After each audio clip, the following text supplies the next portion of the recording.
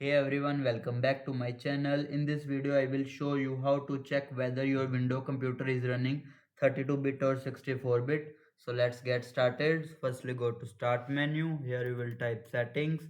Go to Settings. Now click on System. Scroll down. Click on About. Scroll down. Here you will see in System Type 64-bit operating system.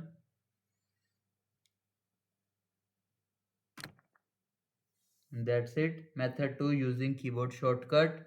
Press Windows plus R. Here you will type MS Info 32. Then press enter. Here the system type 64 based PC. That's it. It means your system is 64 bit. It's always good to check. And that's it for today's video. If this video helped you, don't forget to like, subscribe and share the video with others. Thanks for watching.